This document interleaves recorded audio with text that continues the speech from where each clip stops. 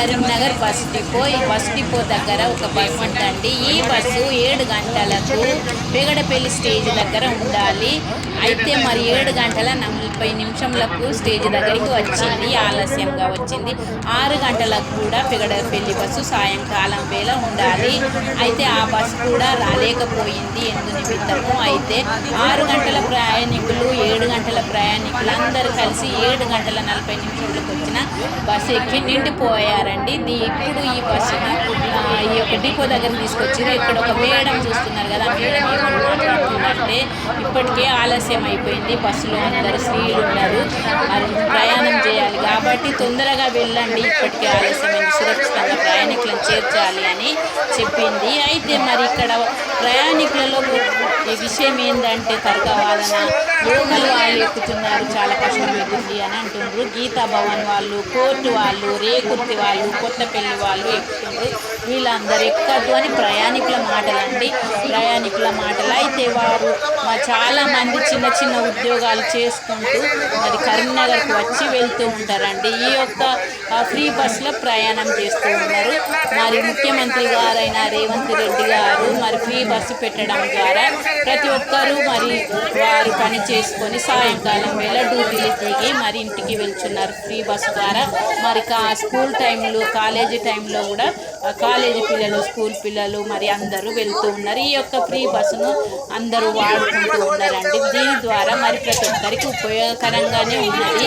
మరి ఇతరులు మరి వారి యొక్క తర్కవాదన, లోకల్ వాళ్ళు ఎక్కకూడదు అనే మాట గురించి ఆలోచిస్తాము. తర్వాత అక్కడ బస్సు లేట్ వచ్చింది అని వాదన జరుగుతుంది కదా, ఆ విషయాన్ని మనం పక్కన పెడదాము. మరి మహాలక్ష్మి స్కీమ్ ద్వారా మనలో మనమే మాటలు అనుకుంటే మగ మహారాజులు మనల్ని ఏమంటారు.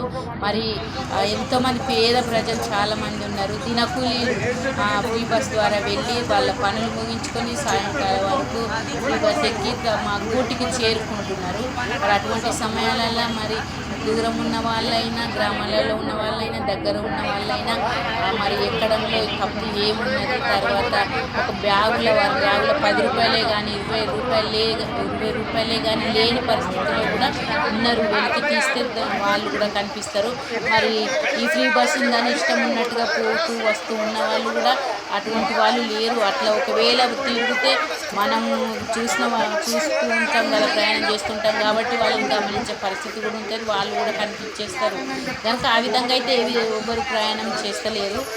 తర్వాత మరి ఈ విధంగా సపోర్ట్ చేసి మాట్లాడుతున్నానని కాంగ్రెస్ పార్టీకి అభిమానం ఉందని మాట్లాడుతుందని అనుకోవద్దు. మరి వేరే పార్టీల వాళ్ళు కూడా ఒకవేళ ఇటువంటి స్కీమ్ పెడితే వాళ్ళకు సంతోషం కదా, వాళ్ళు మాట్లాడరా. కనుక అన్ని పార్టీల గురించి మనము వాళ్ళు చేసిన పనుల గురించి ఆలోచించి మాట్లాడాలి తప్ప కానీ ఏది సపోర్ట్ ఉంది అట్లే మాట్లాడుతున్నట్టుగా అనుకోవద్దు. తర్వాత స్త్రీలను గౌరవించండి అని బస్సులో ఒక స్త్రీ బొమ్మ పెట్టి రాయబడి ఉంటుంది కదా, మరి ఎన్ని సంవత్సరాలకు ఈ విధంగా ఆ స్త్రీలను గౌరవించే విధానం వచ్చిందో మనం ఆలోచించాలి.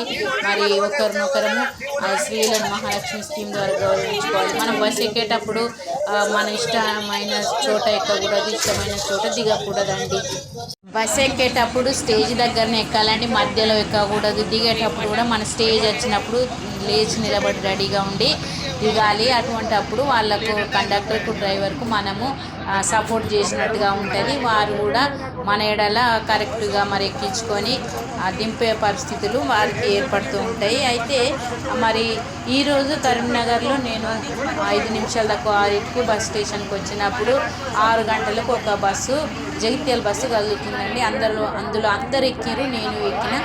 వెళ్తూ ఉండగా మార్గ మధ్యంలో పెగడపల్లి బస్సు ఆపి ఉంది. అంటే అక్కడ మన టికెట్ తీసుకుంటుంది కావచ్చు, అది కూడా రెడీగా ఉన్నది సగం దూరంలో. నేను రేకుర్తిలో దిగిన తర్వాత 1/4 గంటకు 6:15 వరకు ఆ బస్సు వచ్చింది, పెగడపల్లి బస్సు. అంటే ఏ సమయానికి వచ్చే బస్సును ఆ సమయానికి వేసి పంపిస్తే ఏ సమయంలో ఉండే ప్రయాణికులు ఆ సమయానికి బస్సు ఎక్కి వెళ్ళిపోతుంటారు. అధికమైన కిక్కిరిసి ఉండదు బస్సు లోపల. మామూలుగా ఎంతమంది ఎక్కాలో అంతమంది ఎక్కి మరి వెళ్తూ ఉంటారు. మరి ఆ పెగడపల్లి బస్సులో ఎక్కువ రద్దీ లేకుండా మంచిగా కూర్చుని అందరు కూర్చున్నారు, నిలబడే వాళ్ళు కూడా నిలబడి వెళ్తూ ఉన్నారు. మరీ కిక్కిరిసి లేదంటే ఆ విధంగా ఉన్నది. మరి పరిస్థితి అట్లా బస్సు మనకు లేనప్పుడే కష్టమవుతుంది. ఏ సమయానికి వేసే బస్సు ఆ సమయానికి వేస్తే బాగుంటుందండి. నా వీడియో గురించి మరి ఎవరు ఏమనుకోవద్దండి, ఏ తప్పు పట్టుకోవద్దు. మరి మన మగ మహారాజులు మరి మనకు కూడా సపోర్ట్ చేస్తున్నారు కాబట్టి మనము వాళ్ళకు సపోర్ట్ చేస్తూ సహకరించాలి మరి యొక్క మహాలక్ష్మి స్కీమ్ ద్వారా. Thank you friends. మరి మన సీఎం గారు మనకు మంచి ఆఫర్ పెట్టారు కాబట్టి ధన్యవాదాలు సార్. Thank you.